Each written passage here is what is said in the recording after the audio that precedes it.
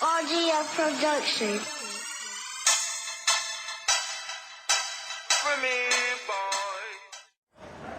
Welcome to XVI Podcast 101, brought to you by Lanchonet. So, how are you, DJs? I'm finer than this friend right here. No, I'm finer than you. I'm the finest. Okay, let us keep calm now. Let me introduce our subject of talk for this pleasant day. We just noticed that issues posted on our Facebook and Twitter account are mostly about parent-child relationships. Some said that they have happy relationship with their parents. But sadly, most said that they actually do not. What do you think are the reasons? Both parents and the children or child themselves definitely contribute to the reasons why that happens. I think this modern day society is also a factor why. Yes, I agree with you. Hectic schedules too. Yes, and in this generation, everything had changed. Parents actually spend their time working and go home late at night. Their time to have some recreational activities with their children are lessened. But isn't it the responsibility of the child to understand? I mean, their parents are sacrificing everything to sustain their needs. Let us admit it, modern day kids demand more than kids used to before. Yes, plus the fact that stuffs are getting much expensive nowadays. Of course, they have to work harder to sustain the needs of their child and the whole family itself. That's To the true. point that the relationship with their child weakens? Of course not. What we mean is... Yes, I understand the point, but for the child's part, material things would not be something that can mold them. Definitely. It's just the parents. But education is not a material thing. And parents work really hard to send them to a good school, which would definitely matter for the child's future. But child or children contributes to the weakening of relationship too. I can still remember when I read the message on my cousin's phone. She was telling her boyfriend that she loves her, but she do not even text or tell my aunt that she loves her too. What's wrong here is that sometimes children tend to do the peer first before family kind of thing. But that do not actually happen all the time.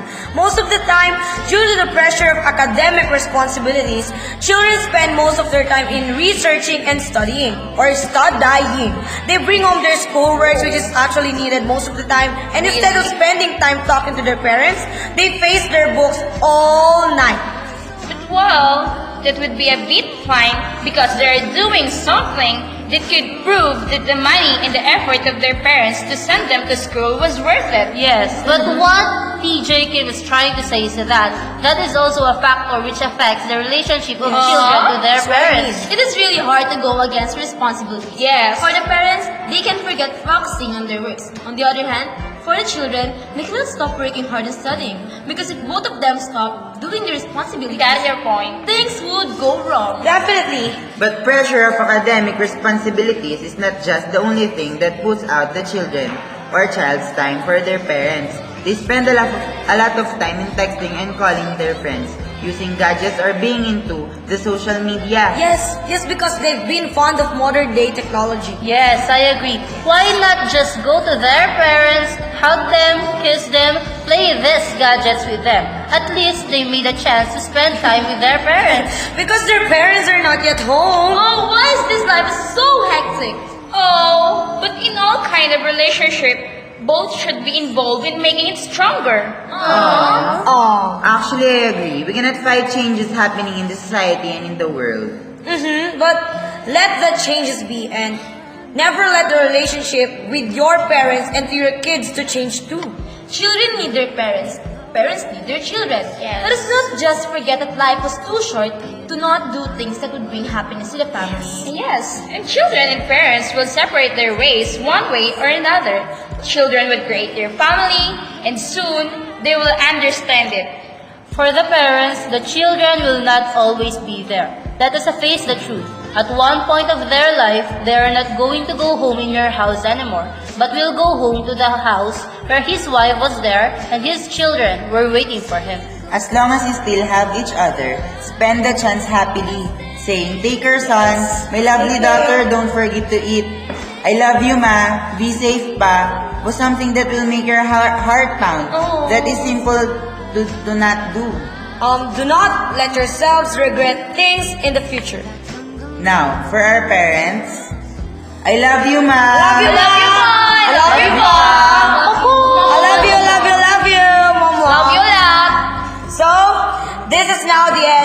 segment. We hope you guys realize something with the stops we said here. I am DJ Kim. I am DJ Jeff. I am DJ Jonah. I am DJ Angel. I am DJ Danica. Signing off. Bye! Bye! I'll make the most of the minutes alone with no regrets. Let's take our time to say what we want. Use what we Up next, Call Talk a Talk with DJ Clarence and DJ Marvin. Hey sis, Merry Christmas! Ay, you know what? It's a very stressful and tiring day because almost all of the dishes I've prepared for them are turned to waste for just a flakes of bar soap that is left in the plates. Oh, that's sad to hear. Well, you are right. Especially at this kind of season, there's a lot of food that is being prepared that just turned to waste. That was very stressing. Hey, you don't have to worry about that. And you don't need to use your old style in washing dishes with bar soap because there is dishwashing liquid that is sweetened for your wares. This is Joy dishwashing liquid with a fragrance of lemon. It contains an antibacterial formula that kills almost 99.9% of germs. With just one drop, you can wash so many plates. And added to this, it also contains emollients designed to protect your hands and will keep this smoother, so your loved ones will hold you forever. So Mars, let us buy this one. It's only worth 5 pesos and even a little sachet of Joy can be used for almost 1 week. Really? That's a good news. And now, our Christmas will become joyful with the help of Joy. With just one drop, all germs will wash out. RGF Production.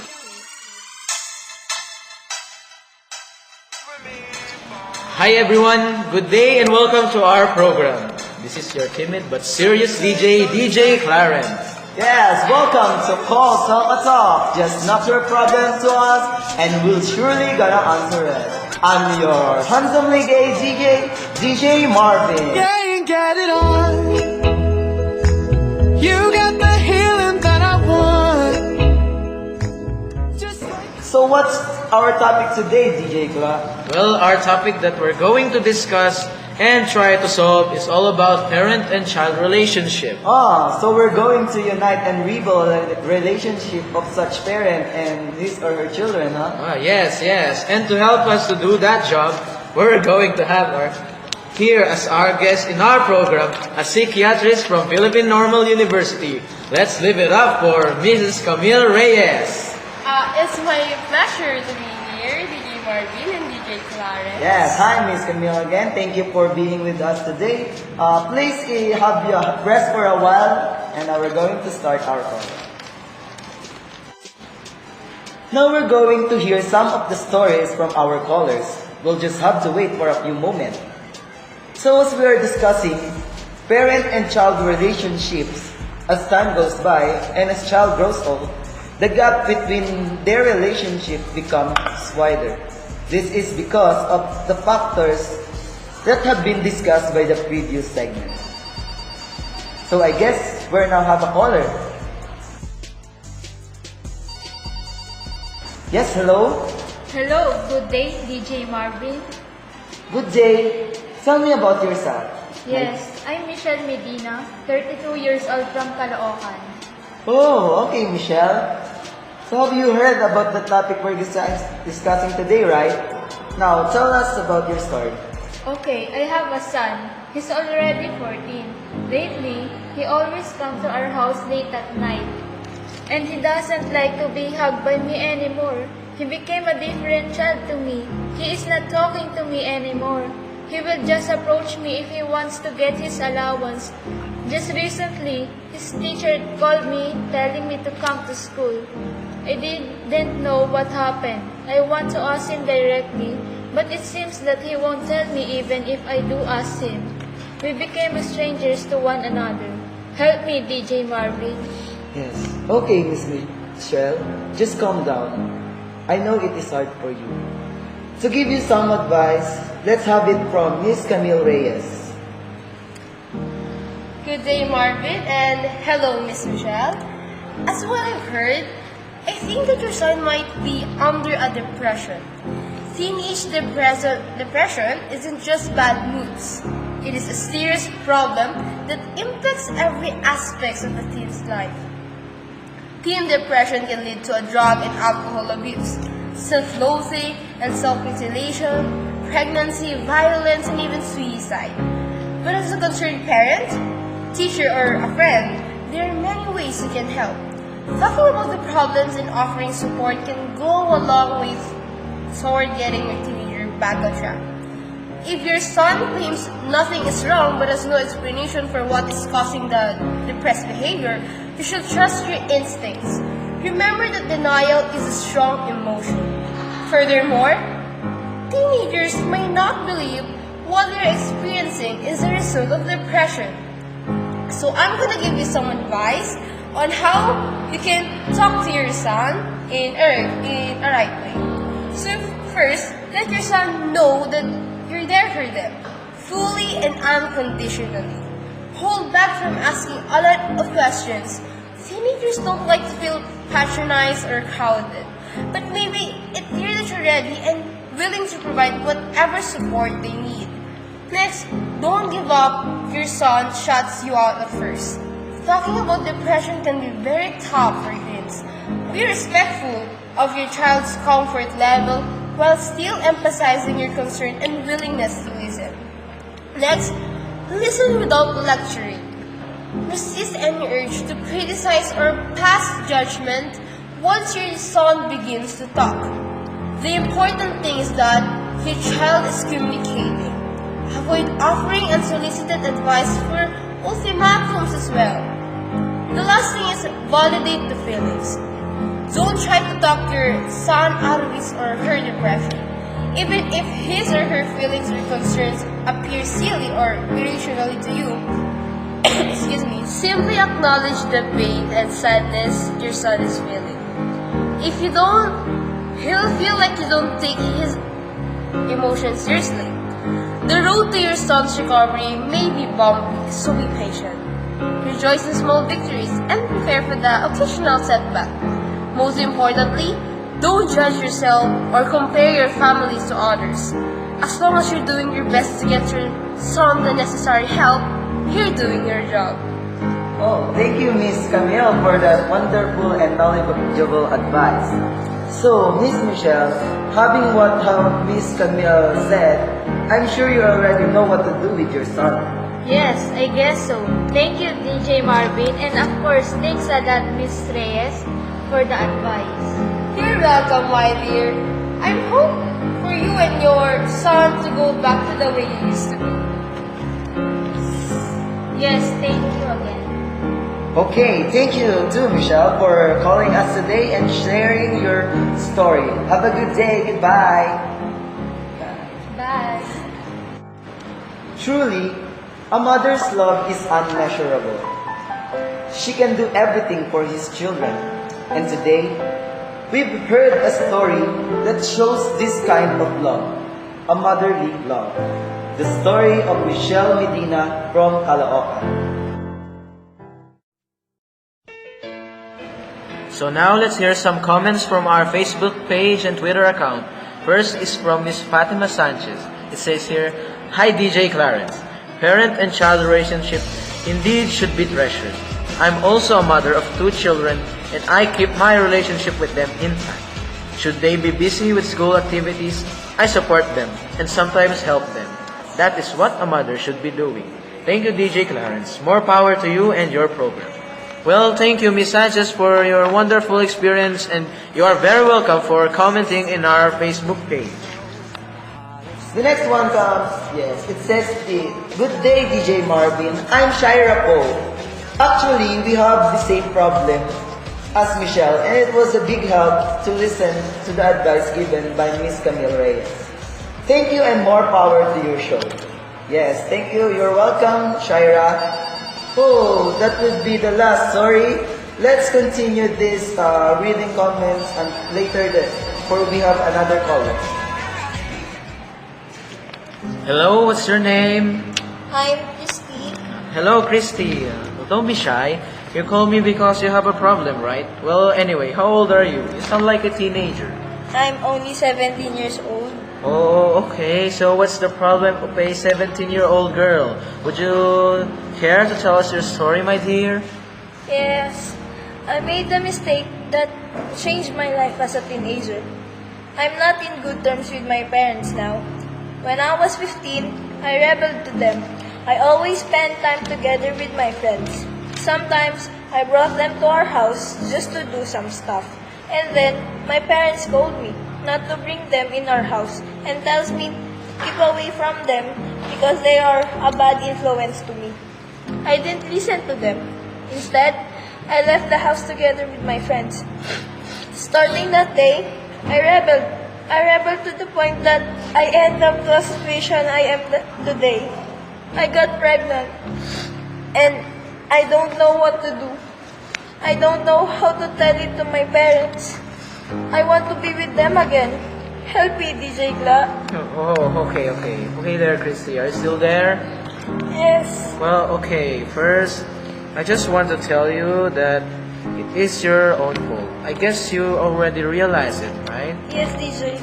Well, okay. So we're done there, okay? Now you want to rebuild your relationship with your parents, right? Yes. Okay. To give you some advice, let's hear it from our guest psychiatrist, Miss Camille Reyes. Honey, listen carefully. Whatever happens, always keep in your head that your family loves you. Although your parents may be upset, disappointed, and even angry when they hear you're pregnant, they still love you. There is no perfect way to tell them your news. But there are some tips for making it less upsetting for both you and them. First of all, you should choose the right time. If possible, it's good to talk to your mom and dad at the same time. It is unfair to ask one of them to keep a secret. If your parents are very busy or living apart, ask them when it will be good time to talk. Next is prepare the ground. Tell your family you've got a problem and that you need their help and advice. Don't beat around the bush. They will probably guess what's up before you get there. Don't beg them not to get angry. This can give permission to do just that. Next, keep calm and stick to the facts. Tell your family that you're pregnant. How long it was since your last period and who else you've told so far. Don't give back difficult or painful information. It will come out later and you need to build trust between you and your parents. Lastly, see your parents' side of things. Like you, your parents will have all sorts of complicated feelings. Your mom and dad may feel too young to be grandparents. They may still see you as their little girl. They may blame themselves, asking themselves what they did wrong. Some of your parents' reactions will be about they feel about themselves. It is quite common for one parent to latch onto all the negative feelings, and the other to focus on all the positive ones. It doesn't mean that one parent loves you more or that the other will not come around. Once the shock is worn off, your parents will both find a middle position. For example, your dad will calm down and be supportive and your mom will tell you off.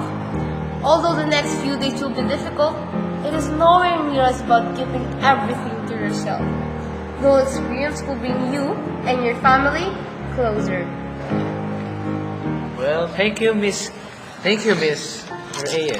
So, Christy, I guess you already know what to do. Yes, DJ Kla, and thank you, Mrs. Reyes, for the advice. Thank you from the bottom of my heart. Alright. Thank you too, Christy. I'm hoping for you and your parents' reconciliation.